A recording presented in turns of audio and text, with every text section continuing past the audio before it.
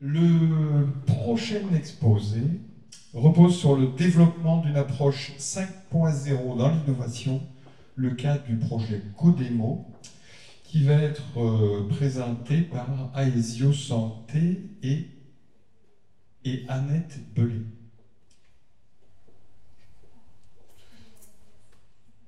Et Elena Elias, de l'École des Mines.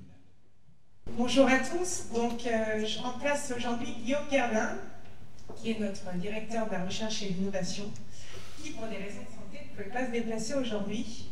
Donc je suis directrice de l'organisme de formation du groupe Aesio Santé, je vais vous expliquer qui on est, et je travaille donc en collaboration au niveau des MedTech Labs sur un projet qu'on va vous présenter ici, le projet Codemo. Alors, le MedTech Lab, c'est un accord stratégique qui existe depuis 5 ans entre deux acteurs, l'École nationale supérieure des mines de Saint-Étienne, donc vous devez connaître, et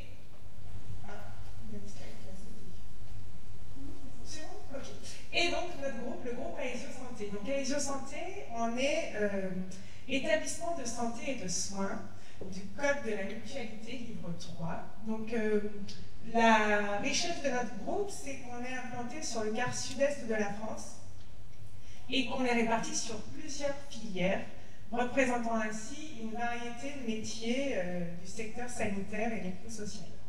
On a à la fois donc une filière sanitaire avec des cliniques, des centres de santé, centres de l'obésité, une filière médico-sociale avec des EHPAD, un pôle handicap, une structure petite enfance avec des crèches et des services de soins à domicile, donc avec des agents à domicile, et une filière bien des services avec des centres optiques, audio et des pharmacies. On a aussi une action de prévention avec de la médiation santé qui est effectuée dans les quartiers politiques de la ville, et donc la recherche, la direction de la recherche et l'innovation.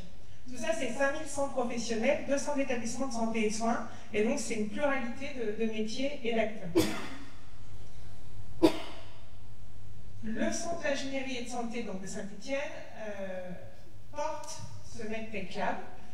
Ce CIS, ce sont des départements de recherche qui ont pour, entre autres, en guise d'exemple, un travail sur la modélisation du parcours de soins des usagers. C'est bon, je vais rajouter sur le CS. Non. Donc un focus sur le MedTech Lab. Donc le MedTech Lab, ce que je vous disais, existe depuis 5 ans. Ça a été cofondé entre Mines Saint-Étienne, Aesio Santé, donc c'est nous, et Aesio Mutuelle, donc livre Mutualité, livre 2. C'est une co-direction à la fois avec Guillaume Guerlin, le directeur d'innovation, et le directeur du CIS de Mines Saint-Étienne, avec une mise à disposition de personnel. On fonctionne en mode projet, donc depuis, on est sur la 4e année de développement, on est à 15 projets qui sont menés, et l'objectif c'est vraiment partir de la feuille blanche jusqu'à l'implémentation dans les établissements d'Aesio Santé. Pas que, hein. Le fait d'être reconnu carré d'expérimentation et de faire partie du réseau donc, de l'Église Lab en santé permet aussi que ces projets soient expérimentés au sein notamment de la PHP, CHU et des hôpitaux de Lyon. Ces projets, ils sont réfléchis, partagés entre, donc, comme je vous disais, les ingénieurs, les professionnels de santé, les chercheurs, mais aussi les usagers directement et les aidants, avec l'application qu'on en fait dans les établissements. Nos missions du MedTech Lab, c'est la collaboration de recherche avec le soutien de thèse, la formation initiale et formation professionnelle avec notamment l'organisme de formation du groupe Aesio Santé, le tiers-lieu d'expérimentation et un objectif de communication et dissémination avec vulgarisation donc, de certains projets pour diffusion auprès du grand public. L'intérêt d'être sur ces projets pluridisciplinaires, c'est d'avoir à la fois un environnement maîtrisé pour tester nos projets et l'environnement réel de nos établissements de santé qui nous permettent donc de tester, d'expérimenter et d'évaluer surtout ces projets auprès de nos usagers, puisque la finalité, c'est vraiment l'optimisation de l'organisation et l'optimisation du parcours de nos usagers. Donc, à titre d'exemple, on vous a mentionné la Cité des Aînés.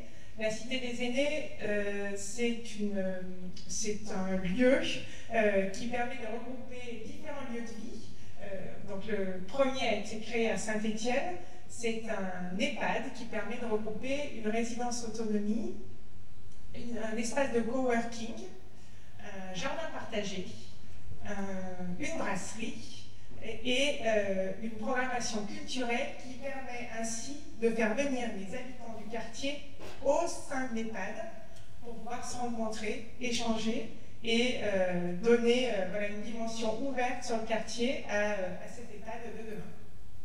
On peut aussi citer d'autres projets comme l'optimisation de l'organisation des blocs dans notre clinique de Saint-Étienne avec le jumelage numérique. Ou encore, en parlant d'ergonomie, le travail qui est mené actuellement sur nos centres dentaires avec une réflexion sur l'ergonomie du parcours patient au sein de nos centres dentaires. Voilà, donc des missions de recherche et développement avec donc, différentes applications, différentes prestations qui vous sont indiquées. Et donc, voilà, donc je vous ai présenté le cadre de ce MedTech Lab. On va vous présenter un des projets qui a démarré en octobre 2023, donc c'est le projet Codemo. Je te laisse la main. Merci Annette. Donc le projet Codemo, c'est un projet européen qui réunit des universitaires, des entreprises. Et donc le titre, c'est Codemo Co-Creative Decision Makers for 5.0 Organization. Donc l'objectif de ce projet, c'est d'implémenter des réseaux d'innovation dans 6 pays de l'UE pour justement faire des projets d'innovation orientés 5.0 et assurer le développement de nouvelles compétences innovantes en lien justement avec le 5.0 pour les décideurs des organisations dans 3 secteurs d'activité. Donc moi je fais partie du CIS au sein de l'école des mines de Saint-Étienne. Donc je suis ingénieure recherche en psychologie du travail et ergonomie. Et donc ce projet, le coordinateur du projet, c'est Xavier Boucher, qui est professeur en industrie et management. Et on voit déjà qu'au sein du CIS, les personnes qui travaillent sur Codemo ont des compétences différentes. Donc on travaille déjà de manière pluridisciplinaire sur ce projet. Donc on sait qu'on est passé par plusieurs révolutions industrielles et donc on arrive sur l'industrie 5.0 et l'idée c'est vraiment de proposer une approche qui est anthropocentrée, donc qui change d'une vision technologique, on passe vraiment d'une vision orientée vers l'humain et la société. Donc il y a 3 grandes dimensions au sein du 5.0, une approche centrée humain. L'idée c'est vraiment de proposer des industries, des organisations qui soient inclusives et participatives pour favoriser le bien-être au travail et en société. L'aspect résilience, c'est de dire que l'industrie ou l'organisation doit être capable de faire face aux changements, qu'ils soient liés au climat ou de géopolitique. Et durabilité, c'est concevoir, ou même au sein de nos organisations, de respecter le développement durable.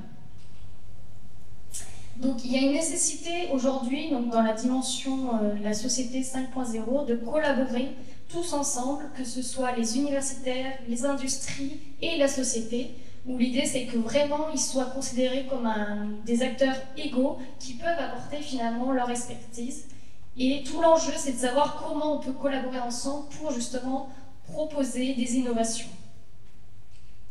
Donc l'organisation du projet, il y a 3 secteurs d'activité qui sont ciblés, l'industrie, la santé et l'agroalimentaire. Et l'idée, c'est vraiment de développer des laboratoires de co-création, d'innovation. Ça passe par des projets en recherche-action et des études de cas, où on va à la fois former des étudiants grâce à la formation, donc en développant des nouvelles formations, mais aussi en les faisant participer sur des projets innovants. Et l'idée aussi, c'est de développer une démarche à part entière d'innovation 5.0. et de créer une communauté de pratique du 5.0 et de diffuser au maximum des connaissances et créer des connaissances en lien avec cette démarche 5.0. Et donc l'approche d'innovation 5.0, on essaye de mettre en place grâce à des études de cas, c'est vraiment deux approches. Une approche compréhensive, on va identifier et caractériser l'environnement de l'organisation justement à transformer, et une approche transformatrice où l'idée est vraiment de se doter de méthodes innovantes pour accompagner cette transformation dans une démarche participative et inclusive. Donc, qu'est-ce que ça veut dire une démarche participative inclusive? C'est vraiment de construire ensemble un référentiel commun. Donc, qu'est-ce que c'est que le 5.0? Qu'est-ce qu'une organisation 5.0? Et de se doter d'objets intermédiaires de conception. Donc, ça peut être avec des visualisations, des maquettes, pour travailler ensemble et faire évoluer justement les pratiques et les organisations vers le 5.0. Si vous avez des questions. Donc finalement, c'est beaucoup sur l'éducation des personnels, ou des ingénieurs ou autres personnels qui vont mettre en place cette transition 5.0 en fait. C'est ce que j'ai compris. Donc c'est un peu l'objectif de ce projet, c'est comment arriver à mettre en place ou éduquer les gens, en tout cas les futurs dirigeants, oui. Alors l'objectif premier, oui, c'est justement d'accompagner les directeurs à avoir de nouvelles compétences dans le 5.0, mais ça passe aussi par une refonte de création de contenu et de former nos ingénieurs aussi. Et il y a aussi une autre démarche au sein de ce projet, c'est vraiment de dire mais comment on accompagne une organisation à devenir une organisation 5.0, et donc ça passe aussi, et le métier de l'ergonome est important pour justement accompagner cette transformation, et ça passe par aussi des nouvelles méthodes pour essayer d'imaginer, prospecter l'organisation 5.0. Et peut-être une question pour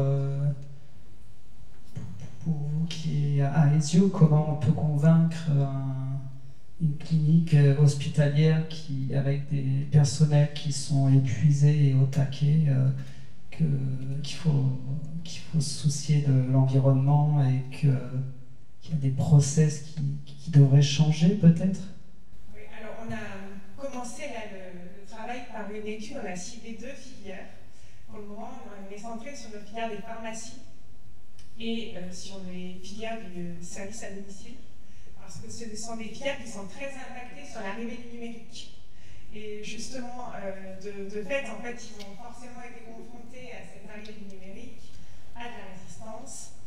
Et donc, c'est une façon de les accompagner. Et on se rend compte que de toute façon, ils sont déjà bien avancés dans 5.0. Il y a une conscience collective qui fait que ça s'impose à eux.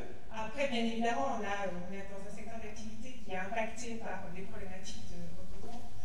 Mais de toute façon, on est aussi sur un mode d'organisation qui nous pousse à aller vers ces évolutions numériques. Et de toute façon, de fait, ça s'impose à nous. Donc, pour le moment, on n'a connu aucune résistance en fait, à l'arrivée du projet. Et au contraire, les équipes sont même plutôt, l'accueil même de manière plutôt ouverte sur le fait de se pencher sur cette problématique.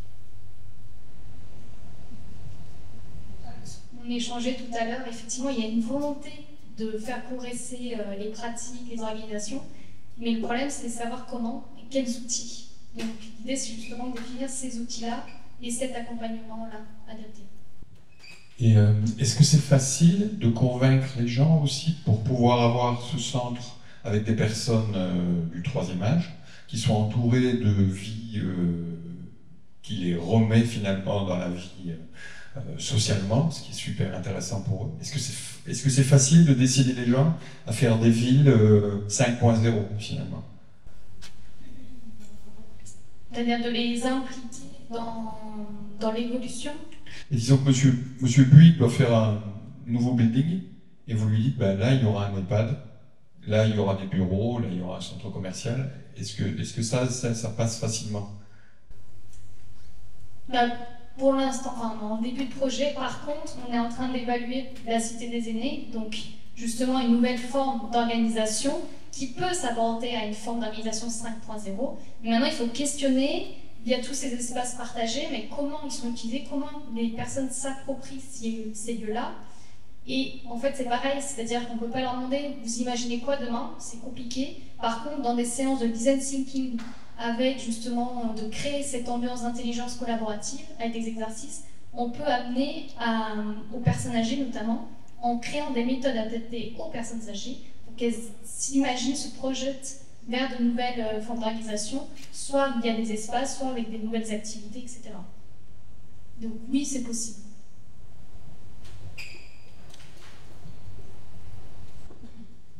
J'imagine que les acteurs institutionnels sont assez partie prenante, parce que ce soit l'ARS, la CNSA, les villes, les départements, aujourd'hui, ils ont en tête ces enjeux-là. Quelquefois, on le voit même dans les appels à projets. Donc j'imagine que c'est des partenaires qui vous aident dans les projets que vous avez, notamment dans celui-là. Oui, complètement, oui. C'est les partenaires de la Cité des aînés. On en a une autre sur Valence aussi, hein, et une troisième en cours.